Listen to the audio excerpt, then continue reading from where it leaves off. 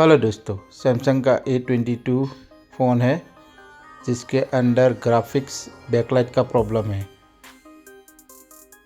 देखो, मैंने चार्जर में इनपुट किया, एम्पियर बराबर ले रहा है, फिर भी डिस्प्ले पे कुछ शो नहीं हो रहा है। आप देख सकते हो।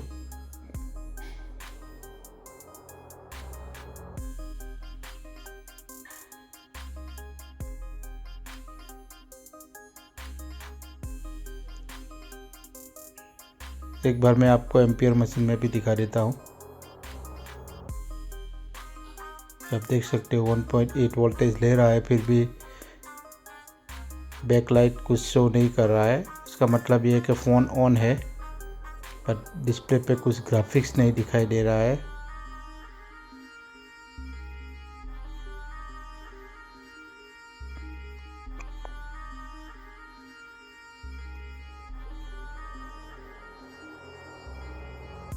तो चलिए हम चेक करते हैं। सबसे पहले MIPI लाइन को चेक कर लेते हैं जो CPU से आती है। रीडिंग चेक करेंगे।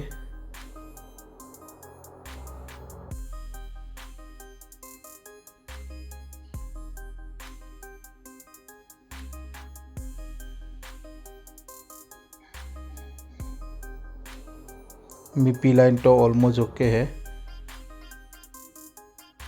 यहाँ पे देखते हैं 1.8 वोल्टेज की सप्लाई, उसका रीडिंग भी ओके है। तो हमें क्या करना है, सबसे पहले अगर MIPI लाइन भी ओके बन रही है तो सबसे पहले हमें 1.8 वोल्टेज की जो सप्लाई जो पावर IC से आती है एक LDO के थ्रू, वहाँ पे हमें वोल्टेज चेक करना पड़ेगा। दूसरे फ़ोनों में क्या होता है, हम डायरेक्ट बैटरी लगा के भी चेक कर सकते हैं, पर ये फ़ोन में ऐसा नहीं है, डिस्प्ले लगा के ही चेक करना पड़ता है 1.8 वोल्टेज। तो जब हम डिस्प्ले लगा देंगे तो हम चेक नहीं कर पाएंगे। तो इसके लिए हम क्या करेंगे, जंपरिंग करेंगे।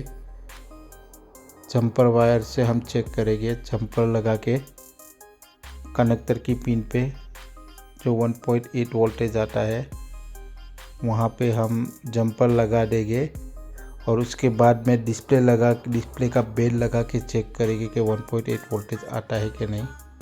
अगर 1.8 वोल्टेज नहीं आता है तो कोई भी सप्लाई नहीं बनेगा, तो बैकलाइट आएगा ही नहीं। बैकलाइट का कोई भी सप्लाई नहीं बनेगा तो बैकलाइट नहीं दिखाई देगा। तो इसके लिए हम थोड़ा फ्लक्स लगा के माइक्रो जंपर करके हम उस सप्लाई को चेक करेंगे। हॉट टेस्टिंग में क्या क्या 1.8 वोल्टेज आता है। अगर आता है तो उसके बाद में हम दूसरा स्टेप चेक करेंगे। अगर नहीं आता है तो हम 1.8 वोल्टेज की सप्लाई पे ही पहले काम करेंगे।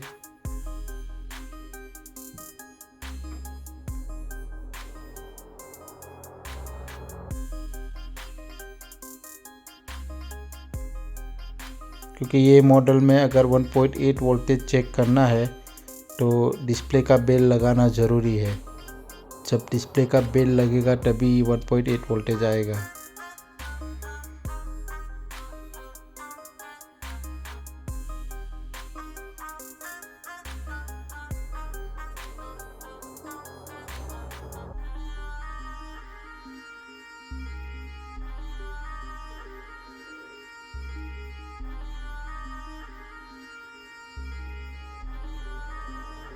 हमने जंपर लगा दिया है।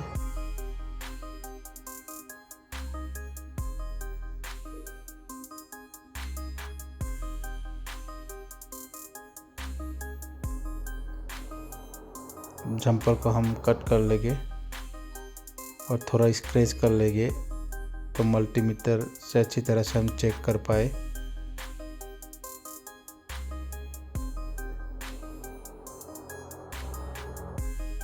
अब हम चार्जर लगा के हम चेक करेंगे।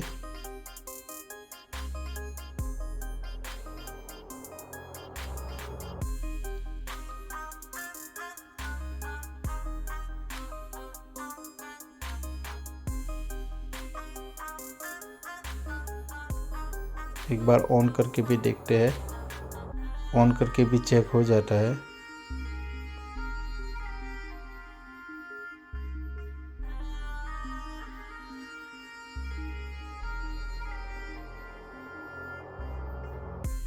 हमने चार्जर का तो केबल लगा ही दिया है। ऑन ऑफ स्विच से भी ऑन करते हैं फ़ोन को। अब हम चेक करेंगे हॉट टेस्टिंग में। ब्लैक प्रूफ को ग्राउंड करना, रेड प्रूफ से। ये देखो, ये वोल्टेज नहीं बन रही है, आप देख सकते हो। जो 1.8 वोल्टेज बनना चाहिए वो वोल्टेज ही नहीं बन रहे हैं।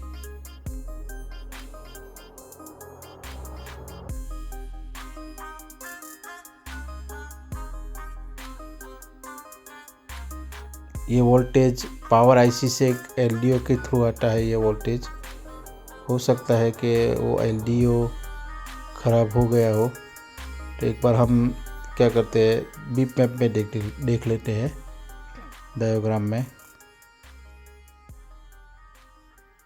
ये देखो, यहाँ पे ये 1.8 वोल्टेज की सप्लाई है।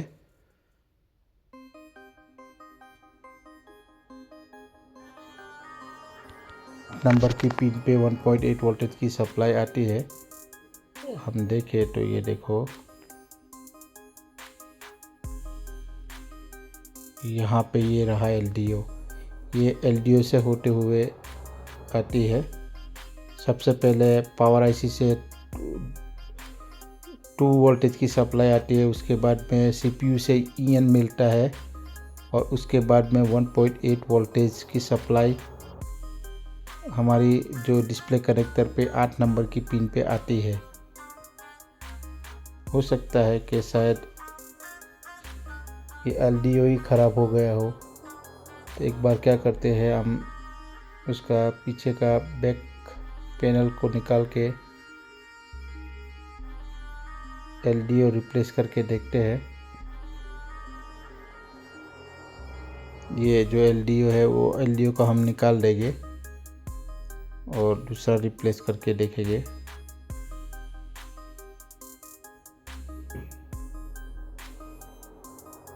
ये एलडीओ को निकाल दिया।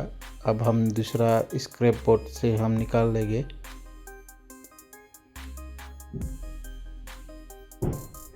ये देखो, हमने सेम ही एलडीओ दूसरे मदरबोर्ड से निकाला है। ये देखो, हमने एलडीओ को रिप्लेस कर लिया है।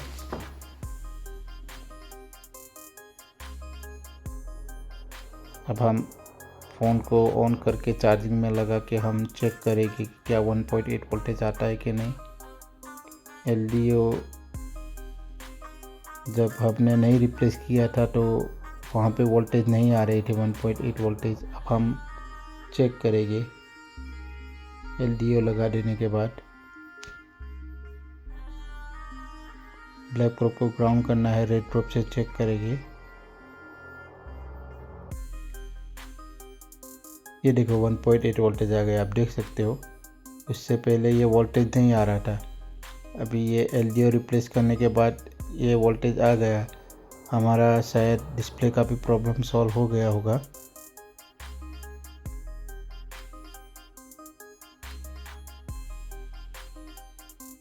एक बार ऑन करके देखते हैं। ये देखो, चार्जिंग का सिंबल भी आ गया, आप देख सकते हो।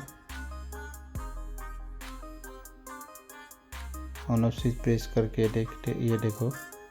अब हमने फ़ोन को ऑन किया। ये देखो, कम्प्लीटली हमारा जो बैकलाइट का प्रॉब्लम था वो सॉल्व हो गया है दोस्तों। ये एक एलडीओ की वजह से ये हमारे फ़ोन के अंदर 1.8 वोल्टेज की सप्लाई ही नहीं बन रही थी। इसकी वजह से ये बैकलाइट का इश्यू था। तो आप देख सकते हो हमने कैसे फ़ोन को डायग्नोस किया और बैकलाइट का प्रॉब्लम सॉल्व किया।